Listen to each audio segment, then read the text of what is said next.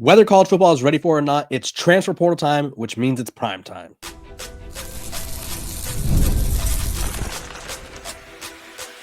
You are Locked On Buffs, your daily podcast on the Colorado Buffaloes, part of the Locked On Podcast Network, your team every day. What is up, everybody? This is Locked On Buffs. I am your host, Kevin Borman. Today's episode is brought to you by FanDuel. You can start the season with a big return on FanDuel. New customers can place a $5 bet, and you'll get started with $150 in bonus bets if you win your first $5 bet. Visit FanDuel.com to get started. We are also brought to you by the Locked On Podcast Network. It's your team every day for free and available wherever you get your podcasts.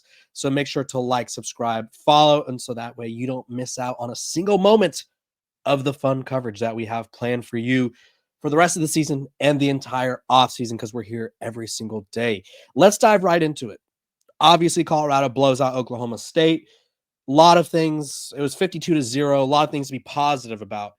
If there was a negative, Colorado didn't have a lot of kicks going into the end zone for a touchback, and he was asked about that. He was asked about Coach Prime was asked about the special teams performance after the game, and he said, "You know what? We're gonna handle those kicks, and we're gonna make some moves in the portal," is what he was saying. And I'm gonna play you guys exactly what he said, because I think even though this particular message was about a kicker, I do think that it kind of qualifies for the rest of the roster, because I do think Colorado is going to make some major transfer portal moves. And then I'm going to go over the three positions that I think Colorado needs to target the most in the college football transfer portal. But first, let's see what Coach Prime had to say, after the game about the portal. You haven't got as many touchbacks as you've wanted this season. No. Your coverage units have been playing with an edge, and they ain't got no problem. They gonna have to. Yeah, the ball is coming out. Yeah, we've been proud of that aspect of your team. We've handled that. We will have touchbacks next year. I promise you that. Hey, Coach, how you told doing? you I'm hitting that portal like never before. I already hit it. Coach Prime hitting that portal like he's never hit it before, which should probably scare the you-know-what out of most programs across the country, because he's put together 2 top 10 transfer portal classes. And I think this past year he really figured out what he's looking for. And I think he also proved this season to those transfers that, hey, you could come here and contend for a Big 12 title, a college football playoff spot. Because Colorado, whether people want to admit it or not, obviously they didn't make the Big 12 title, which we'll talk about a little bit later. And they're not going to make the college football playoff, barring a weird scenario where the committee gives them the nod. They were contending for it, right? They had just 2 weeks ago, had they beat Kansas and then they beat Oklahoma State, they'd be playing for a Big 12 title spot. They'd be playing for a college football playoff spot. So it is very possible to contend for everything here at Colorado. And I think guys in the transfer portal will begin to take notice. So with that being said, let's dive into the 3 positions that I think Colorado needs to target the most in the college football transfer portal, starting with linebacker. They had a great year from Nikhai Green, from Levante Bentley, right? Trevor Woods redshirted, and he hasn't entered the portal yet, so there's a chance that he may return. That being said, I think they really need to bolster that linebacker unit even more. I believe both Bentley and Nikhai Green they're done at Colorado. They both are seniors, right? Nikhai Green walked for senior day. Levante Bentley also was a senior, if I'm not mistaken. So you have to really, really understand that you cannot have a great run defense without linebackers, right? They have to, if the defensive line is going to plug the rushing lanes or whatever, open up the rushing lane, or prevent the offense line from opening up the rushing lanes, the linebackers have to be there to make the tackles, right? And Nikhai Green and Levante Bentley were both phenomenal this past year. I was wrong about them. I thought that the linebacker group was going to be one of the weaker groups on the team, and they proved me completely wrong. They were, I would say, the biggest revelation on the team this year, honestly, was the linebacker group, or the linebacker duo between those two guys. Simply because you look at let's just look at where they graded, right? Like in terms of PFF, because I think it's a good judge. Like Levante Bentley had a 78.9 rush defense grade. That's pretty darn good. Nakai Hill-Green, he came in, pulling this up right now, he came in with a 73.8 rush defense grade. So those guys were both very pivotal in helping Colorado slow down the run. They diminished a lot of rushing attacks in the Big 12. But as we saw in the 3 losses that they had, Colorado that is, it was teams that were super physical and able to sort of just run the ball at will. And so you need linebackers that can help prevent that. So linebacker, first position that Colorado needs to go after. Second position, and I think this one is probably going to shock some people a little bit. I think you need to go after a couple corners, right? Who knows what Preston Hodge, DJ McKinney are going to do, but you lose Travis Hunter, right? And so either way, you're losing one of the best, if not the best corner in all of college football. I think you need to bring in an experienced corner to sort of plug and play with those guys if they remain. If they don't, that's okay, because you have more experience. And I think Colton Hood is a great player, and I think he will start if one of those guys or a couple of those guys leave. That being said, I really feel like replacing Travis Hunter will be more difficult than people realize. On defense. On offense, I'm not worried about it. I think they're going to have a lot of talented receivers all over the place. But on defense, I think is where you really feel Travis Hunter's absence. And then lastly, offensive line. I think this group was better, and I think that they improved compared to last year. That being said, I don't know if I love the unit, right? They still have guys that they brought in like Zachariah Owens. They brought in the guy from Texas. His name's slipping my mind right now for some reason. They brought in all these guys who I thought I said they would be better, and I think they were better. That being said, I think they need to be better. They need to help establish the run more, right? They brought in Zach Owens. They brought in Tyler Johnson, who didn't turn out to be as good as or useful as they thought. Peyton Kirkland, the guy from Texas, was who I was thinking about, right? They brought in Yaya Atia, I believe is how you say it. They have Cash Cleveland, who played some solid snaps. But this offensive line right now is anchored by Jordan Seaton, who's a true freshman. But then it goes, Justin Mares was a redshirt senior. Cash Cleveland / Hank Zelinkas, they were, I think they're interchangeable. I don't know if either one of them would start next year. Yakiri Walker didn't work out. Khalil Benson, redshirt junior transfer. Don't know if he really had the year that many were hoping. Tyler Brown, redshirt senior. He was pretty solid. Peyton Kirkland, freshman, redshirt freshman. So they have a lot of room to grow at the offensive line. And realistically, and I'm going to give you an honorable mention position that they should target in the portal, but to protect the quarterback, which is probably going to be Julian Lewis, a true freshman, they need a better offensive line, and they need a run game. We haven't seen Julian Lewis play at the college level yet, and I'm not saying he's going to be like Shedeur Sanders, but to expect him to be as elusive and savvy in the pocket as Shedeur Sanders is, who's a 4-year starter, it's a little delusional, right? So Julian Lewis, I expect him to be really, really good. That being said, you need to protect him. You need to help him out with the run game. You need an offensive line that he's confident behind. And so I think those are the 3 positions that I think Colorado should prioritize in the portal. And then the honorable mention position, I think you have to go get a backup quarterback who's experienced, right? There's a lot of, the portal doesn't even officially open until the 9th.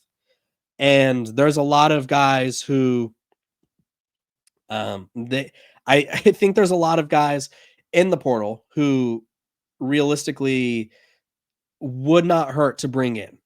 There's going to be a lot more talented guys as the portal opens up. But that being said, you have to really understand that you can't just rely on a true freshman quarterback to lead the way, right? Even if he does lead the way, right? There's a lot of games if you make it as far as you want. There's a lot of games where you have to sort of you have to rely on your backup, right? Even Ryan Staub had to come in a couple of times this year. Obviously, luckily, Shedeur Sanders is very, very durable, but that doesn't mean Colorado's going to have that injury luck every year. So you look at the college football transfer portal, and I'll just bring up a couple of guys that, which I'll be diving into transfer portal players once the portal opens up a bit more, and there's more guys in the portal that I think are worth taking swings at. But right now, just to name a few guys that would stand out at quarterback, because I think we're sort of everyone's of this mindset where it's like Julian Lewis is the future. He is the future, but do we trust Ryan Staub, Pons, Wade, Walter Taylor to step in and lead the way, or sort of take over if needed? Like maybe they could go get a guy who, like Grant Jordan, who played at Yale, right? Grant Jordan, he probably wants to play wherever he goes. But that being said, you could offer him a chance to sort of contend for the starting role. And if he doesn't get it, he's a serviceable backup. He had 22 touchdowns and 3 picks for Yale. You have guys like Matthew Sluka, who he's probably only going to want to go somewhere where he's guaranteed the starting role. But hey, Ricky Collins from LSU, Holden, I think it's Gurnier from Auburn. Like, there's going to be a lot of portal options at quarterback, and I think Colorado needs to bring in an experienced one to back up Julian Lewis. So those are my portal needs for Colorado. You guys comment below. What position do you think Colorado needs to target the most in the college football transfer portal? When we come back, we're going to be talking about the Heisman race, an argument that I hate, and the latest development on Travis Hunter's Heisman case. This episode of Locked on Buffs is brought to you by our sponsors over at FanDuel. If you want to get in on the NFL action, FanDuel is the place to do it. Get ready to tackle the NFL action with FanDuel, America's #1 sportsbook, because right now, new customers can bet $5, get $150 in bonus bets if you win. The FanDuel Sportsbook app gives you everything you need to place live bets on the NFL all in one place. So when you get a hunch in the middle of the game, you can check out the latest stats, view live play-by-play, and so much more on the same page where you place your bets. Just visit FanDuel.com to join today. You'll get started with $150 in bonus bets if you win your first $5 bet. That's FanDuel.com. Never waste a hunch and make every moment more with FanDuel, an official sportsbook partner of the NFL. Welcome back to Locked on Buffs. I appreciate you guys for tuning in every single day, making me your first listen of the day. We're free and available wherever you get your podcasts. Make sure to like, subscribe, and follow. Also, I hope all of you guys had a great Thanksgiving. I was a little under the weather for mine, so still had some fun, but a little under the weather. But that's neither here nor there. We're also brought to you by the Locked On Podcast Network, your team every day, free and available wherever you get your podcasts. And we're family here, so that's why I bring it up. Let's talk about the Heisman case for Travis Hunter. First of all, latest development in the Heisman race. Travis Hunter is the overwhelming favorite to win the Heisman. There is no longer plus odds for him, at least that I can see. He is like minus 1,000 the last time I saw. So Travis Hunter, the favorite to win the Heisman, which will end a sort of streak, which I talked about before the season, right? When I went through what all Heisman winners dating back to, I think it was Jameis Winston had in common, it was they either were a quarterback that was playing for a conference championship that threw for, I think it was like 4,000 yards, 30-ish touchdowns, right? And the quarterbacks that didn't do it had a ton of rushing touchdowns. It was like Lamar Jackson. It was Jaden Daniels. It was RG3. It was guys like that where all these quarterbacks that weren't like dominating and playing for conference titles, they were dominating. They just didn't have a good enough team, right? And then the two non-quarterback guys who won the award both went to Alabama. Devontae Smith, Derrick Henry. So Travis Hunter is on pace to sort of in that narrative, right? Or at least for this year, right? And so I think that kind of truly shows how elite he is. And if you didn't think he was elite enough, he's graded, according to PFF, as a top 5 player at both positions, so at wide receiver and corner. So that really diminishes one argument that I could not stand, which is, why is Travis Hunter getting all this credit for being average at 2 positions? And it's like, okay, he's above average at both positions. He's great at both positions. Had he focused on either position, he'd be the best at both positions. And honestly, I think you could say he's already the best at both positions. So imagine a Travis Hunter that only focused on receiver, or imagine a Travis Hunter that only played corner. He'd be that much scarier. So that argument erased. Done. Trash. The other argument that I've been seeing a lot and doesn't make a lot of sense to me, and I think it's just people's way of sort of diminishing Travis Hunter. And I think that's the unfortunate part about the Ashton Jeanty Travis Hunter race is, to build up Ashton Jeanty, we're tearing down Travis Hunter. To build up Travis Hunter, we're tearing down Ashton Jeanty. And that's not how it should be, right? I don't think we need to be like, Travis Hunter should win because Ashton Jeanty's playing against like this team here or this team there, right? Travis Hunter should not win because Ashton Genty plays against a group of 5 schedule. We don't have to do that. We don't have to diminish what they've accomplished. That being said, an argument that I keep seeing that makes no sense to me is the only reason that Travis Hunter is going to win the award is because he's playing a lot of snaps. And it's like, oh, really? That's the only reason? Not because he's a finalist for 5 other awards, not because he's an elite receiver who also doubles as an elite corner, not because he's helped turn around a program that 2 years ago was 1-11, last year was 4-8. It's just because he plays a lot of snaps. Okay, well, another guy who played a lot of snaps that's not in the Heisman race, at least at one point was that, or at least at one point he played a lot of snaps, was Kaiden Crawford from Nevada, right? He's a guy that played a ton of snaps. Why is he not in the Heisman race, right? He had a solid year. He had 76 total tackles and 2 interceptions, 6 pass deflections. Why is he not in the Heisman race? Oh, because people don't care about snap count. It's just they need something to shoot Travis Hunter down. And for some reason, saying that he just plays a lot of snaps is a way to shoot him down. So it's a ridiculous argument. Travis Hunter is more likely than not going to win the Heisman, which is huge for Colorado because, again, and I talked about this all offseason. I think people almost got annoyed with me talking about it, but it's true. The more success that Shedeur Sanders and Travis Hunter had, the better it was for the program, right? The more success that recruits, transfers, other players around the country see Travis Hunter and Shedeur Sanders having at Colorado, the more it helps Coach Prime build this program for life after those guys because they're both off to the NFL. And Deion Sanders needs to figure out a way to keep his program competing at a high level. And what better way than to advertise, hey, you could contend for a Heisman here. Hey, you could contend for a conference title and a college football playoff bid here. Come do it at Colorado because you could do everything you want to do here with me as your coach, which means you will have all eyes on you. So shout out to Travis Hunter. Shout out to Shedeur Sanders. They did what they needed to do, and I think they left a lasting legacy in Boulder, Colorado. When we come back, we're going to be talking about what happened with the Big 12 title and where Colorado stands after that. This episode of Locked On Buffs is brought to you by our sponsors over at Game Time. Let me tell you about Game Time. It's the best place to get all your tickets. Game Time picks, curates. There's a curation process that makes it even easier to save more on sports, comedy, theater, etc. Whatever it is, they got tickets. They have all-in prices. Toggling this feature shows the total up front with no surprise fees at checkout. Seat views. Get a panoramic view from your seat in the app before you buy, and their lowest price guarantee. Or Game Time will credit you 110% of the difference. Game Time ticket coverage. Your purchase is covered with the most flexible coverage service policy in the ticketing industry. So take the guesswork out of buying tickets with Game Time picks. Download the Game Time app, create an account, and use code LOCKEDONCollege for $20 off your first purchase. Terms apply. Again, create an account and redeem code LOCKEDONCollege. It's LOCKEDONCOLLEGE for $20 off. Download Game Time today. What time is it? It's game time. Welcome back to Locked On Buffs. I appreciate you guys for tuning in every single day, making me your first listen of the day. We're free and available wherever you get your podcasts. So make sure to like, subscribe, and follow. That being said, make sure to like, subscribe, and follow so that way we can continue to grow this family, continue to grow this journey. Let's talk about what happened with Colorado's Big 12 title hopes.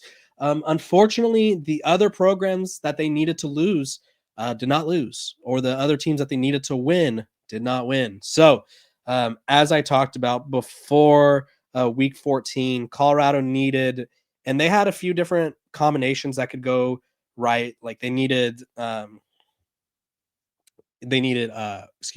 Arizona to be Arizona State. They needed Kansas State to be Iowa State, or he needed Houston to beat BYU, or there was also some sort of combination where because Texas Tech beat West Virginia, Houston beating BYU would have worked. Needless to say, it didn't happen, right? BYU beat Houston, Iowa State beat Kansas State, Arizona State beat Arizona, and it simply was just not in the cards for Colorado. So Colorado ended up tied. They're in a 4-way tie for first place, but just didn't work out tiebreakers wise. So what does that mean for them? Well, they're still going to make a bowl game, and they are projected, according to Action Network's Brett McMurphy, to play in the Valero Alamo Bowl against BYU because the Alamo Bowl still has Pac-12 ties from the collapse of the Pac-12 conference. So it's like the second best Big 12 and second best Pac-12 team. They play there. At least that's what it was, or the third best, the best available, pretty much. So They're currently projected to play BYU, and they're currently favored -4 if that were to be a bowl game in San Antonio. So really big deal for Colorado to make a bowl game. They have a chance to get 10 wins. And I saw this notion that people want Colorado to sort of forego the bowl game. And it's like, okay, let's not be disrespectful to Coach Prime. Let's not take away a final opportunity for us to see Travis and Shedeur and Shiloh play together. Also, let's not crush the hopes and dreams of Miss Peggy, right? Just because Colorado didn't make the Big 12 title, just because Colorado did not make the college football playoff, does not mean this season is a failure. Colorado more than doubled their win total from last year, right? They were projected, I think this year, the win total is at 5.5. They have a chance to double their projected win total, right? So let's not take away from the season that they had because it didn't end how they wanted it to, right? It's not a failure because they didn't make the Big 12 playoff or the Big 12 title or the college football playoff. It's still very much a success. This is a building point that Coach Prime will sell to recruits, will sell to transfer portal players, and Colorado has plenty of success down the road in their future. So really disappointed to see some people saying that they should skip the bowl game.